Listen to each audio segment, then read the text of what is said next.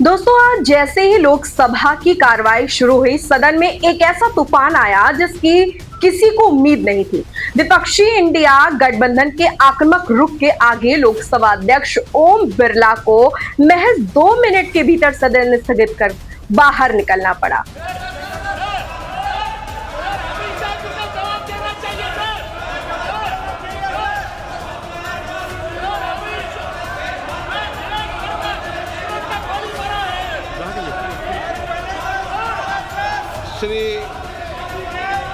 मैं सदन में व्यवस्था दे चुका हूं।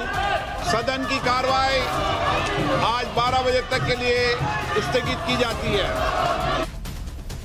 इस पूरे सियासी बवाल के जड़ में है विपक्ष के नेता राहुल गांधी। वो सनसनीखेज 2 पन्नों का पत्र जो उन्होंने सीधा गृह मंत्री अमित शाह के नाम दागा है।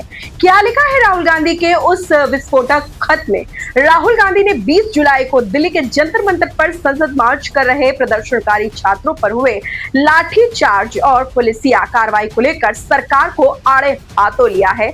पत्र का मुख्य विषय a right to demand accountability for the barbaric assault on students who were peacefully protesting in Delhi on July 2026। यानी 20 जुलाई को दिल्ली में शांतिपूर्ण प्रदर्शन कर रहे छात्रों पर हुए बर्बर हमले की सीधी जवाबदेही तय करने की मांग गृह मंत्री से दागे सीधे और तीखे सवाल।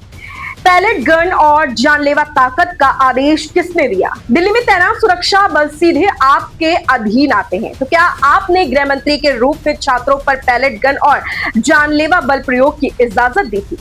अगर आपने नहीं दी तो फिर यह आदेश किसका था? सादे कपड़ों में लाठियां बरसाने वाले कौन थे? बिना वर्दी के सादे कपड़ों में छात्रों को बेरहमी से पीटते दिख रहे लोग क्या पुलिसकर्मी थे या कोई प्राइवेट वॉलंटियर्स? उन्हें तैनात करने की अनुमति किसने दी? सदन में क्यों मचा हंगामा? जैसे ही स्पीकर ओम बिरला कुर्सी पर बैठे, समूचा इंडिया गठबंधन एकजुट होकर अमित शाह जवाब दो और छात्रों पर अत्याचार बंद करो के नारों से संसद को गूंजा उठा। विपक्ष का स्पष्ट कहना है कि किसी छात्र का हाथ टूटा, किसी का पैर तो किसी की पसलियों में गंभीर चोटें आई। 19 साल के छात्र साहिल लोचब जैसी घटनाएं सामने आई जिनकी आंख की रोशनी जाने का खतरा बन गया। लोकतंत्र में शांतिपूर्ण प्रदर्शन करना छात्रों का संवैधानिक अधिकार है, फिर उन पर इतनी क्रूरता क्यों? हंगामे की तीव्रता इतनी ज्यादा थी कि स्पीकर ओम बिरला को कहना पड़ा, सदन में व्यवस्था दे चुका हूं, सदन की कार्रवाई 12 बजे तक के लिए स्थगित की जाती है। आगे क्या?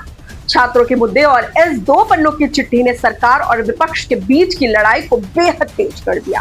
विपक्ष अब गृह मंत्री अमित शाह के जवाब और प्रधानमंत्री नरेंद्र मोदी के माफीनामे से कम पर मानने का तैयार नहीं दिख रहा है। सदन में आगे क्या होता है और सरकार इस पर क्या आधिकारिक रुख अपनाती है, हर छोटी बड़ी अपडेट के लिए जुड़े रहिए हमारे साथ, बने रहें द स्क्वाड ऑफ इंडिया।